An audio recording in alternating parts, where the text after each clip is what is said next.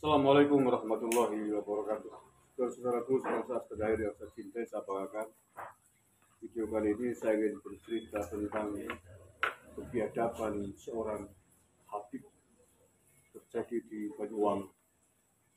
Hanya gara-gara ingin menguasai harta bendanya, Habib ini tega membunuh satu keluarga, suaminya, istrinya, dan seorang anaknya.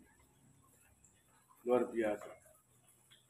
Ini semakin menguatkan data bahwa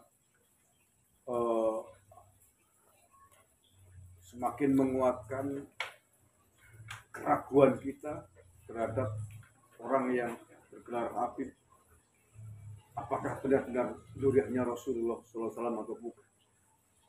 Kalau zuriatnya Nabi, mungkinkah dia melakukan perbuatan sekeji ini, sebiadab ini?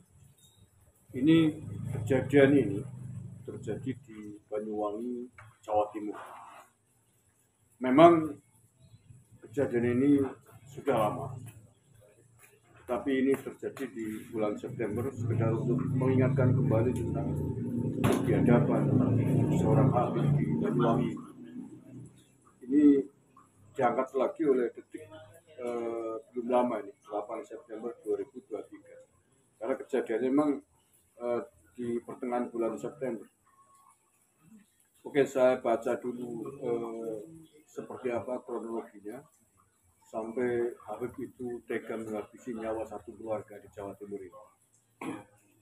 Ini ditulis Detik pada hari Jumat kemarin 8 September 2023 dengan judul Kisah Habib Maut Banyuwangi, bunuh lalu bakar satu keluarga jemaahnya. Kericuan di ruang sidang Pengadilan Negeri Banyuwangi pecah usai pembacaan vonis hukuman mati terhadap M. Ali Hinduan alias Habib. Massa yang hadir dalam sidang lalu mencoba mengejar Habib yang mengajukan banding atas vonisnya itu. Namun petugas dengan sigap segera melindungi dan mengamankan Habib. Habib merupakan terpidana pembunuhan keji terhadap Rosan 45 tahun dan istrinya Siti Jamilah 37 tahun serta anak sematawayangnya Dery Pradana umur 15 tahun. Jenazah ketiganya kemudian dimasukkan ke mobil dan dibakar di hutan Kluncing, Jalan Raya Segoban, Kecamatan Licin, Banyuwangi. Pria kelahiran 1967 itu bukan satu-satunya pelaku pembunuhan keluarga Rosan. Ada 3 pelaku lain, yakni Haidori Setiawan, Siwan, dan Andi Aziz.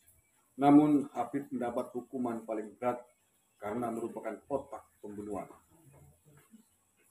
Habib dikenal masyarakat sebagai pemuka agama sekaligus ketua majelis lawatan di Banyuwangi. Tidak main-main, bukan Habib receh. Habib pelaku otak pembunuhan ini adalah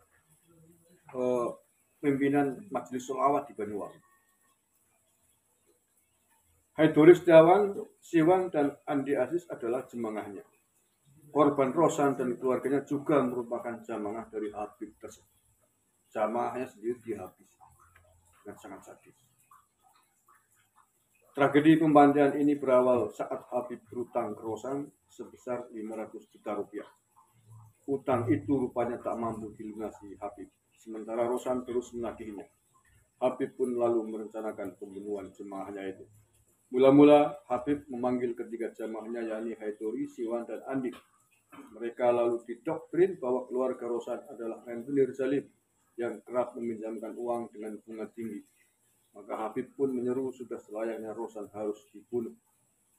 Selaku pimpinan jemaah, dogma Habib itu tak sedikit pun dibantah oleh ketiga jamaahnya itu. Padahal sebenarnya perintah Habib hanya dalih semata karena tak mampu melunasi utangnya ke keluarga Rosan. Rosan sendiri merupakan petani kaya di desa Karangsari, Kecamatan Sempu.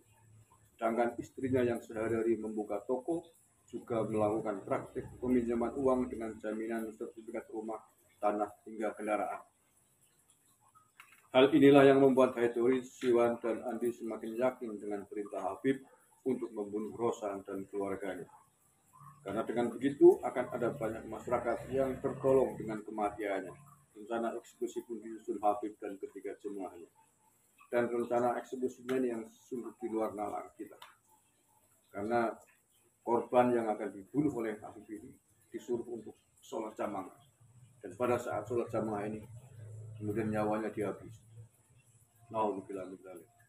Ini mengerikan sekali. Selanjutnya ya. Senin 2 Mei 2011, eksekusi pun tiba.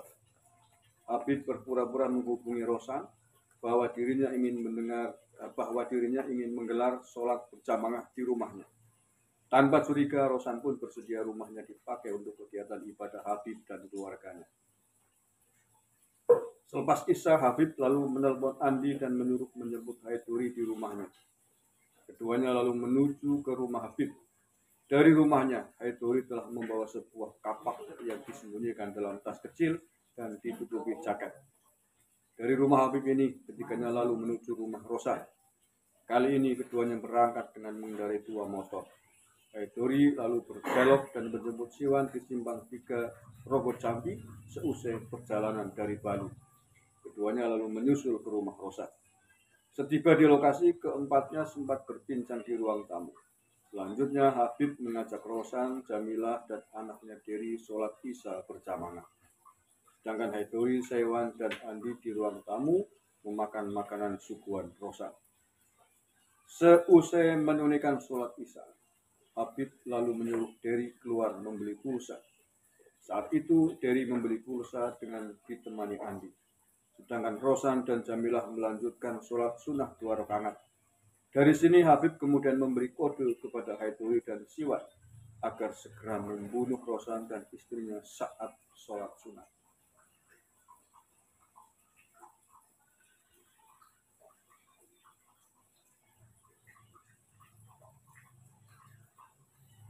Selanjutnya, pada sholat sunnah yang kedua, Habib lalu menganjurkan agar Rosan dan istrinya sujud lebih lama. Perintah Habib ini lalu ditaati keduanya. Saat sujud inilah Haiduri langsung memukulkan kapak ke kepala Rosan dan dilanjutkan ke kepala Jamilah. Kerasnya pukulan membuat Rosan dan Jamilah langsung terkapar. Siwan lalu menghampiri dan menambahkan pukulan ke tengkuk kedua korban dengan tangan kosong. Belum puas, Siwan lalu memukulkan lagi kapak ke bagian belakang kepala kedua korban. Kesadisan keduanya belum berhenti. Mulut Rosan dan Jamilah lalu disumpal dengan kaos kaki. Ini agar keduanya tidak merintih. Habib selanjutnya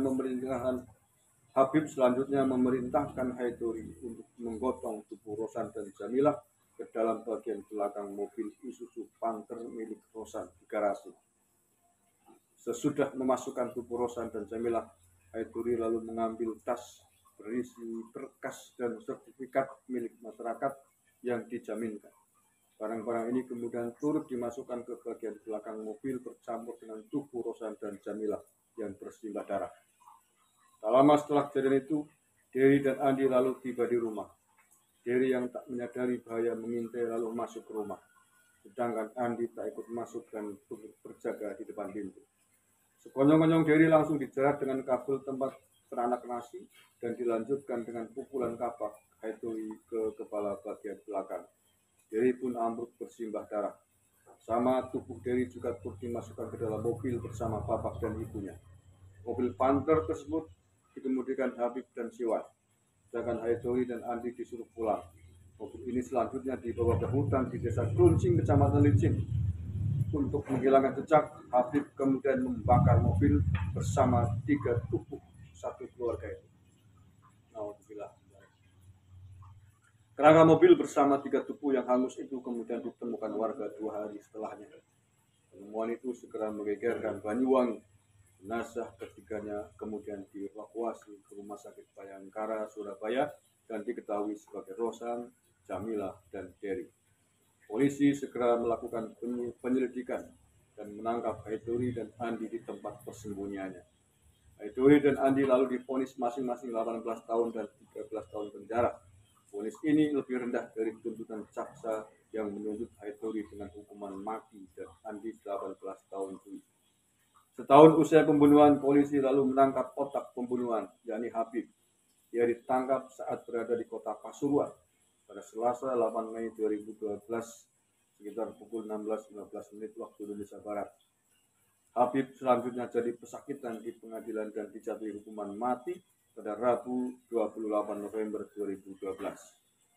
Sedangkan satu pelaku pembunuhan lainnya, yakni Siwan, tak pernah tertangkap hingga kini dan ditetapkan sebagai DPO.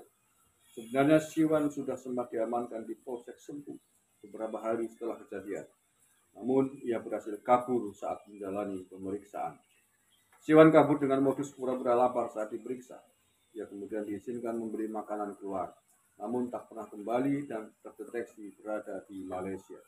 Meski begitu, sampai kini ia tak pernah tertangkap lagi. Sedangkan Habib hingga kini belum dieksekusi meski putusan hukuman mati sudah ingkrah. Oke, itu kejadian miris terjadi sekitar 10 tahun yang lalu di Banyuwangi. Kita tidak tahu memang Habib ini yang dijatuhi hukuman mati hari ini apakah sudah dieksekusi mati atau belum, tapi nampaknya belum, karena biasanya kalau ada eksekusi mati pasti menjadi berita besar, dan biasanya mayoritas terpidana mati itu akan ditempatkan di Nusa Kambangan. Nah, kita tidak tahu, mungkin orang Banyuwangi, warga masyarakat Banyuwangi bisa bertanya ini, Habib yang menjadi otak pembunuhan keluarga ini sekarang dipenjarakan di lapas mana. Dan perlu dicek juga saya kira, apakah betul-betul masih menghuni lapas sebagai terpidana mati atau jangan-jangan. Terima kasih, ini saya kira menjadi data bahwa memang layak kita meragukan Habib ini adalah Zuriat Nabi atau bukan. Zuriat Nabi saya kira tidak akan sekejam ini dan tidak akan setegak ini.